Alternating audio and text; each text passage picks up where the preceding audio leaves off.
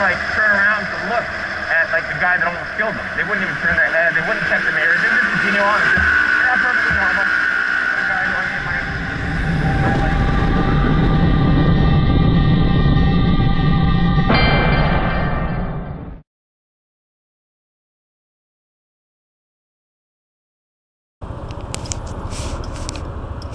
Hey guys, I'm the Teen here. I hope you can see this.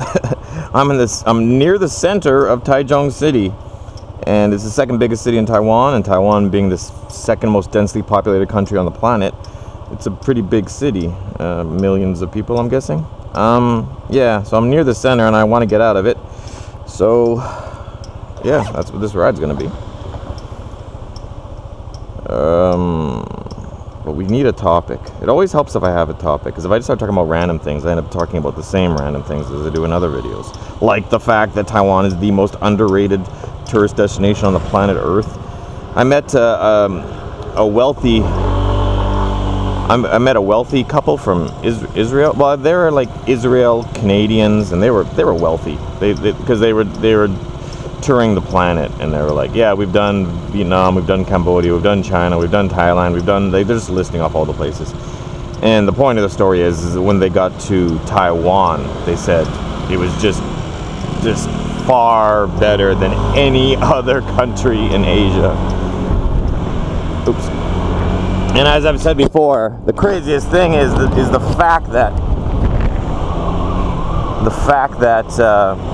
when people decide to do a trip to Asia, Taiwan's like the last place they think of when it should be the first. People, like, you know, China probably gets 100, if not 1,000 times more tourists per year than Taiwan. But Taiwan is 100, if not 1,000 times better than China. So it's just so ass backwards. Yeah, it'd be like this. It'd be like, just imagine if all the tourists, or like 98% of the tourists that went to America only visited Detroit. And then meanwhile, like, I don't know, what's a good city that's not that far away from Detroit? You know, and then a good city like, not near Detroit, but New York or you know, Los Angeles or whatever, like one of the actual interesting famous cities just gets zero tourism, and everyone just goes and visits Detroit. Imagine how frustrating it would be for you, like if you lived in New York and people just kept commenting on America by their experiences in Detroit, when meanwhile they didn't visit any of the nicer cities. That's what it's like when people talk about Asia and stuff. It's like, there's a white couple up there on the bridge. You know what? This is crazy. This is for my Canadians. One of the couple, the Israeli Canadian couple, they live in Montreal, and they said that they were amazed by how clean Taiwan was, and they said they would argue that it was even cleaner than Canada, or I guess cleaner than Montreal, because I don't know, Montreal must be a pretty dirty city if they think Taiwan's cleaner than it. But they were comparing Taipei, the capital city, which in my opinion is pretty dirty, to Montreal, Canada, and they were saying Taipei city is cleaner than Montreal. And I'm out of touch because I've been out of Canada for like 20 years. But I did notice that when I visit Canada on average about once every 5 years. I go back and visit. And each time I go back to visit, I do notice that it's worse and worse and worse.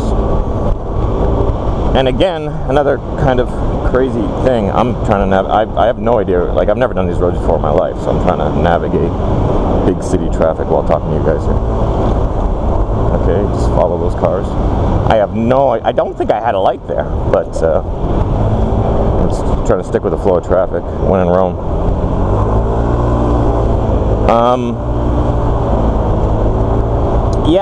Was it? Oh yeah. Each time I go back, it's worse and worse and worse. It's like, it's disgusting.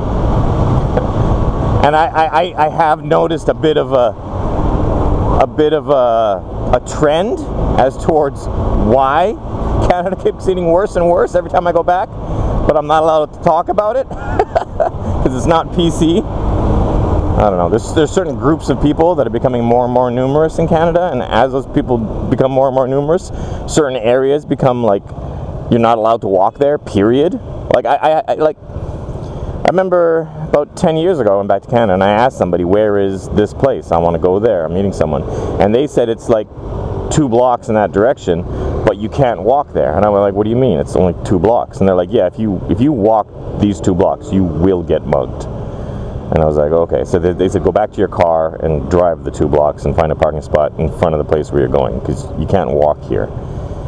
And you know, when I was growing up in Canada, as a 10-year-old child, I could take the bus downtown and walk around at night by myself, and it was perfectly safe. Like, I always felt safe. And now I'm told, as an adult, like I can't even walk 2 blocks in the downtown area without getting mugged. Yeah, and then I saw it for myself. And then, like, there was a mall that I used to always go to as a child. So when I went back to Canada, I wanted to go to that mall and check it out, because I have so many fond memories, you know, like going to the mall, hanging out, picking up girls. It was pretty. And then when I went back to the mall now, the entire mall. Oh, you fucking idiot! You can't do that, idiot. You can't just stop in the middle of the road at a green light. Look, yeah, he still stopped there. Cars are going around him. I get it. He wants to turn left at the light. If you want to turn left, work your way over before the light. Don't wait to the last possible minute when you're on the side and then do a left across lanes. How? It's generally elderly people that make these kind of mistakes. But how do you get to live that long and have so little common sense?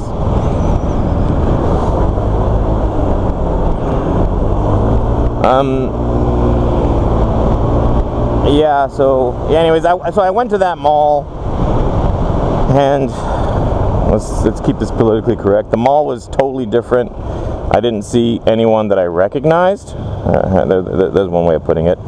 And they had a police station in the mall, and armed police walking around inside the mall. Like, they had an actual police station instead of like a store, like where like the Gap used to be. It was now Precinct 54, and there was like police with guns in it, and then walking around the mall. Like, evidently the mall went so downhill that there were like Asian gang wars like in it, and then they finally had to like move a police station into it and armed police walking around the mall instead of mall security guards. Like, that's just crazy. And it's like, you know, and it's like, you're not supposed to, it's not, first of all, it's not racism, but it's culturalism, you know, because in Canada's a melting pot. Like, all the cultures kind of mend together into America's a melting pot, Canada's a salad bowl. But nonetheless, like, growing up in my classroom, it was very, very, very mixed race. Like, way back when I went to school, everybody was different colors, different whatever, and nobody cared. And but everybody was cool. Like, that's the thing. Everybody was Canadian, and everybody was nice, and you know, like, 2 of my best friends were Asian when I was growing up, and I didn't know what Asian they were. I didn't know if they were Chinese or Cambodian or Korean or Vietnamese or Tibetan. Like, I had no idea, because it didn't matter. Like, as a Canadian child, you have friends that are all sorts of different colors, and you don't ask them what they are, because it doesn't matter to you, because, like, all your friends, you don't walk around giving a survey to every person you know. But yeah, but when you go back now, it's not mixed anymore. It's like people stay separate, and it's not a matter of color. It's nothing to do with color. It's a matter to do with culture.